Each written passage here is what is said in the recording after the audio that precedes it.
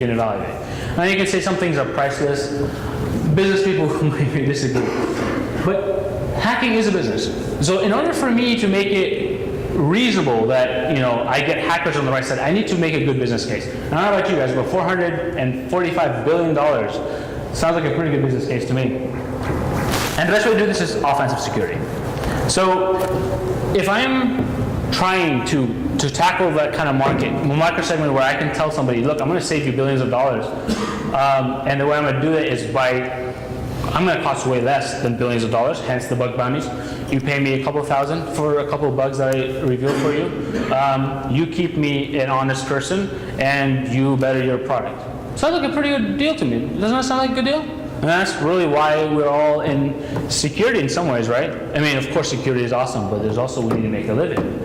So, and business people know that. So, offensive security. So, in order for OSS to kind of build a reputation and build a membership and a group of people who are able to excel in this field, we need to start setting a standard. So, what we did was after we founded OSS, we went to a competition at Cal Poly Pomona, and we cleaned house. It's pretty awesome. This is Cal Poly's own competition. We walked in and we took first place from them. It's pretty awesome. And so this was our founding, or so to speak, our planting the flag in the soil, so to speak. And over here we have one of our original founders, Chris Garcia, and Laura Chu, for those of you who got to meet her earlier. She's awesome. She was there helping us. She's not a student. She's one of the advisors for the group. Same thing with Chris Pavan, which I'll mention a little later. This is Jake. And ultimately, all these people had an immense impact on the laying the groundwork for this. Because if it wasn't for these men and women, OSS would have a harder time. I'm hearing something. Would have a harder time making a case. We know what we're doing. This is what we proved. So with that, I want to talk about where we are today and where we're going. So, our membership. Say hi, guys. This pretty good. This is a small portion of them. We actually have over 50 plus members. Unfortunately, between class, work, distances, some live in LA, some live further out. It's difficult to come. I understand some have family obligations and some need to babysit. Cool. But we have a pretty good turnout. And I'm really grateful and proud of our membership this year. So far, it's been amazing. And one of the things I'm happiest about is that there's a good diversity. There's a good mix. We have men and women in our organization, which is typically hard. When we first started, we pretty much only had guys. And I was like, it was cool. I was like, there was a strong push at our school, like, come on, you have to get the girls involved. Get the women, the young women who are just as capable and just as able. And it's tough because, to begin with, there's a smaller number of them in our field. They're just the way it is. But what I was happy about was to see the gaining interest, and we started attracting women to the cause, and I'm really proud to say that they're holding their own. It's awesome to see. Now it's not an even mixed, but I look forward to seeing the day that it is.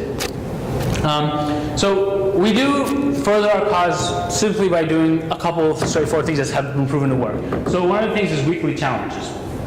So the weekly challenges are pretty straightforward. They're easy challenges that we put up just to kind of keep people's use of the software and the tools kind of readily on hand. So we had a simple warm-up the first week. It was a basic cryptography challenge where they had a message, they had to figure out what encryption was used and try to deduce what the message said. Pretty straightforward. Then who am I, which was kind of a build-off on that. So not only did they have to figure out the more complicated and difficult style the method of cryptography, but the message was cryptic. So they had to understand what the context of the message was and deduce who it was that was making the message. Find the Evil is kind of like an inside joke. It's basically a message. It's essentially steganography challenge where we had a picture that had an embedded message in it, and they had to decrypt it and figure out what it said, what the file was, and it was ultimately evil.exe, hence the Find the Evil. And Inline, which was just briefly, I sounded like a little too fast, which was basically a similar to like a combination of cryptography, steganography, and a couple other things. But what I'm proud to say is between each of these challenges, the number or the portion of our membership that seemed to be learning and getting these improved massively. So between each week, more and more members were getting these challenges, which is really nice. It makes me really happy. They're hungry and dedicated, seriously, like they are. Like, this is them. This is about a week ago. One of the challenges had just ended, the inline one, and this is our Vice President, Luis, and he's showing everyone how to do it. And I promise you this was not framed. Everybody is, and here's proof. Everybody was smiling, and that really made me happy. That really made me proud and happy that everyone is engaged. Because security can be sometimes a bit of a lonesome thing. It really can be. And it can be sometimes a little dark. So it's nice to see that our members are smiling and excited about security because it is important. And we have more challenges every week, and they're currently working on one, so I don't want to talk about it and give anything away. But they're currently working on one. It's due on Tuesday before every member meeting. They're kind of used to that trip. We have weekly events aside from that. So aside from our member meetings, which are on Tuesdays from 6 to 7, we also have weekly events. And on weekly events, they're typically from 3 to 5, and they're in one of our labs. Some of the past events we've had are controlled hijacking through library exploitation. So basically, we took a program that used dynamically linked libraries. We exploited the program to run our own modified version of the library, and we were able to get it to do some pretty cool things. Operating system password cracking. So we took hashes of files of passwords. Pretty straightforward technique, but built on the fact that you can use different types of you can build your own basically libraries and dictionary files that you can use as a way to brute force passwords. So we did that. Cybercrime unmasked memory forensics, where we basically took memory dumps and we analyzed them for activities on the browser activities and things like that to identify individuals and whatnot. There's more to it, but I want to get through everything.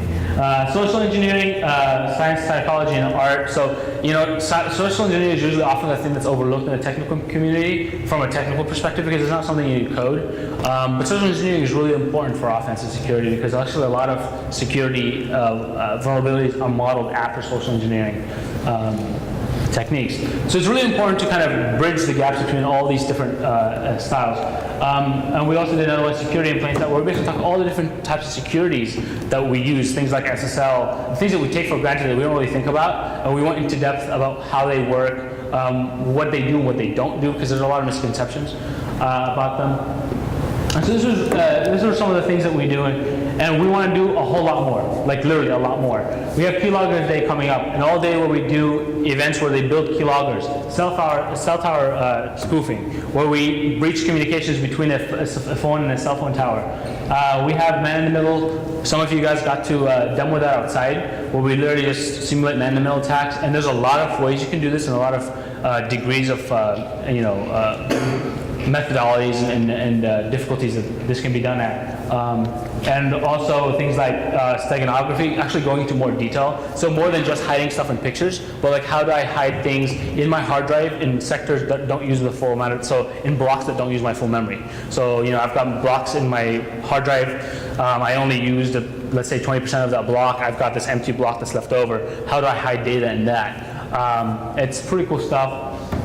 We have more. We have information gathering. This is more of a social engineering thing. So how do if given a target, how do I collect information about that target? How do I do things like build dictionary files? How do I amass information about someone? And this is important because if I'm going to attack someone or if I want to attack an application, I need to understand how this works. And I need to be able to do it so that way I can effectively attack an application. Scraping and targeted attacks. So this is kind of goes in hand. This is a continuation of information gathering. We have masquerading in networks and life. So that one we'll go into detail about how networks operate, how masquerading happens, how to pretend to be a device. This is a big problem, particularly in the Internet of Things community. So we'll be talking about some of the Internet of Things applications and the security problems with those in that workshop. Policy development. So talk about like the business side of things, because the business side of things is really important. So we need to talk about how things like bring your own device. Like, these are all things that affect security at a company, and talk about how, what are the pros for a business, what are the cons for the business, what are the dangers, how they're exposed. I'm going to just quickly go through this. Lockpicking, I think is important. Physical security. Behind enemy lines, talking about how companies are infiltrated from a social engineering perspective. Talk about how people often, special agents. I know it sounds kind of maybe a little sci-fi, but it's part of it. Corporate espionage is something that happens every day by almost all companies, and capture the flag, both the red and the blue teaming. This is really important, again, to kind of emphasize that you do have two sides of the security equation, and even though we think offensive security is more important, we also want to make sure that we have training in defensive and reactive security, because that is also a part of the equation. And really, we want to do the business case, we want to study the business cases, working with legal, talk about the legalities of hacking, what is okay, what is not. A lot of our members understand the basics. They understand that what they do is being done on controlled systems in controlled environments, and everything that we're doing is legal. But the moment they step outside the bounds of what we provide them, that there's much more vast legal circumstances they have to be aware of. The users, their say, basically like, what the user thinks about security, it's important. I mean, they don't get the final say per se, but it's important to see what a security user thinks if they have to, for example, authenticate the password every 5 minutes, or if they did have some inconvenience. There is that case to study. And this is my way of saying, it could be anything. Cybersecurity is a huge field. It's an insanely huge field, and we can't tackle it on our own. That's why we're looking for any of the help, anyone who wants to come in, anyone who wants to work with us. We're looking for all the above. I promise this was intentional. So yeah, help us host more. These workshops are all workshops that we can do in a short time scale. But once we start getting into much more complicated things, they take days. They take events like this that take many hours to cover. So whatever help you guys can give us, you guys have our emails. I'll put it up later. So what are our goals? What are our long-term goals for the organization? I just want to cover some of them. So we want to obviously expand membership. If we have more members, it means we can provide more specific workshop. We can find more, and we can tailor things more specifically to members, and move into a direction where we can start forming teams, which is really one of my long-term goals as president. We want to fund projects. Now, this is both from a monetary perspective, but also from a sort of a logical one, I guess you can say. We want to start some open source projects that contribute back to the security community somehow. We have able individuals who are learning more and more things every day and who are really hungry to start these projects. And we have the advisors. We have more than capable advisors. Trust me, we're thankful for that. And we think we can do this.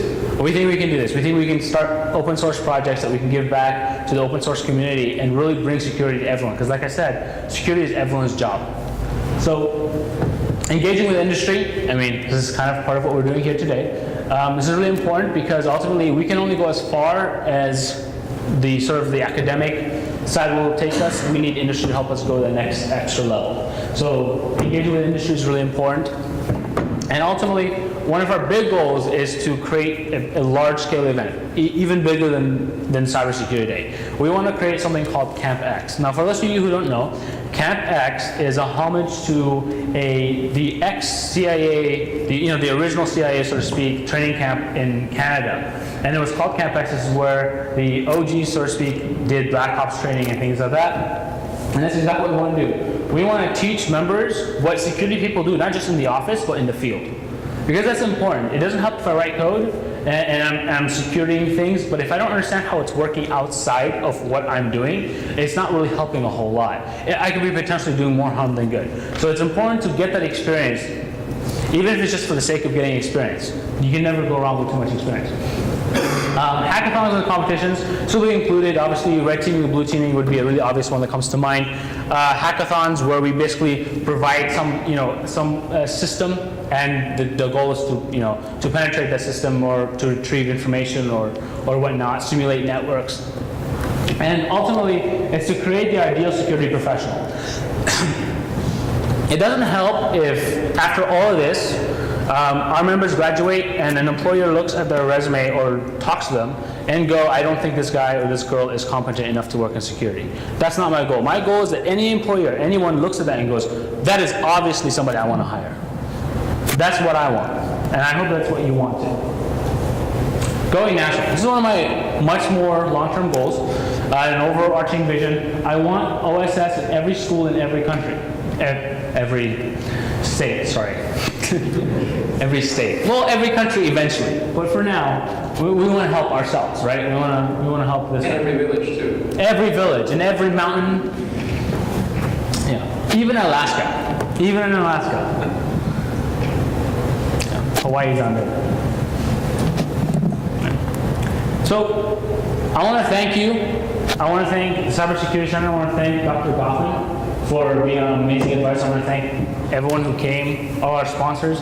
I want to thank Chris Favon again, who unfortunately he lives 6 hours from here, so he couldn't come to the event for obvious reasons. And I want to thank Laura too. Again, she's one of our honorary advisors. She couldn't be here. She was here. She's no longer here. And I want to thank Marilyn Brewer, ex-California State Assemblywoman. She's been providing us a lot of funding and helping us kind of move the needle in OSS and our vision. And without her and the other contributions from our other faculty and staff, OSS would not be possible. And of course, I want to thank our members who strive for mastery and thrive for challenge. It's because of their hunger and their dedication to OSS that we even have a membership, that we even have an operating organization. And I hope that that is something we can continue to have. Thanks. That's it.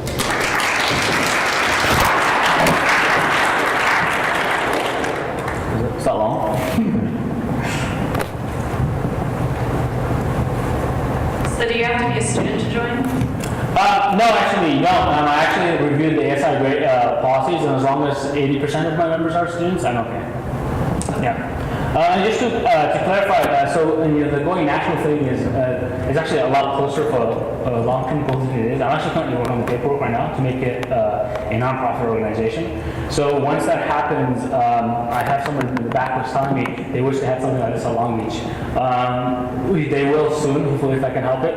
Once I have the national organization and the national board founded, we'll start spreading the OSS to other sort of universities to help kind of grow that presence and really start furthering our cause. Because ultimately, we'll always be home here. This will always be our home. This will always be where we grew up, and we'll forever be in debt to Dr. Goffman and the ECS college here. But obviously, our vision needs to go further. So to answer your question, yes, you can join me. That's great. I think my company can help fulfill some of the goals that you have up there, so we should definitely talk afterwards. Great. Look forward to it. Thank you so much. Okay, do we have any other questions? It's that good. I think you left speechless. Maybe. Yeah. My question or I don't have really a question or a comment. Are you working currently with companies like Microsoft? Are you familiar with some of their organizations like IMDC, Voices for Innovation, STEM, all of those things, or not? I've looked into some of those programs. One of the difficulties that I have is I work 3 jobs and I go to school full time, 18 units, and then I have 16 units, and I have this organization. So one of the biggest things I always have issue is continuation and follow-ups. So I reach out to people, and often I don't get responses. So I'm not sure if it's a communication problem, or if it's I'm not entirely sure what that's about. But I do know also this is the first year that we've been active as crazy as we have been. Last year we were active, but our membership was a little more sort of astray. So I also thought, when I bring in companies, I want to make sure that there's a strong presence at those events and those collaborations. I'd be happy to make some connections if you would like. Also, are you dealing with the local cyber FBI group down here in LA? No, and it's typically because currently, like I said, our group is still relatively sort of young, and so now that we're about a semester in and I've seen how fast they're growing, now I'm desperate to find things, so now I'm looking for more stuff. Yeah. I mean, I can make introductions there for you, as well as with the district attorney, who's also doing stuff like that, if that's what you're looking for. Right. I will say that a lot of the people that we meet are usually at events like this. So I mean, again, it goes back to the importance of the data. Just again, thank Microsoft and Dropbox and Security First. All of us on Dell for to help sponsor this event because of them that we're able to do this. So do we have any other questions or comments? Yeah, I want to go home. All right, thank you so much, Mo. Yeah. So there is one more thing I'd like to say before I let all of you go. I've been here for a while, and I thank all of you. So thank you so much for making this event what this is. Like I said before, Cybersecurity Day, it actually predates the center. It started as an interesting experiment in 2013. It was going to be one Friday where we thought, let's just have a few people come and chat about security. In 2013, it was my second year over here, I've never thought that it would become what it is. Yes, like every single startup, I had, big visions, but they never were like this. So I'd like to thank, everyone who made this, especially our sponsors, the Security First, Dropbox, Microsoft, and of course Dell. So I'm very, very thankful, and of course, and thanks to all of you for coming and interacting. I would like to just say one more thing. If you'd like to know more about us, please feel free to visit our website. We now have a website. It's www.fullerton.edu/cybersecurity. Should be easy to remember. And if you're feeling generous, please feel free to support us. Click the donate button. Every bit helps. Your donations will go toward holding more events like this. They will go toward developing a stronger curriculum. They'll go toward supporting more projects such as the ones you've seen our students present. They will go toward supporting groups like OSS. So anything you can contribute, we very much appreciate. Thank you so much, and it's people like you who are the key to the success of the center. Thank you so much for making this event what it was.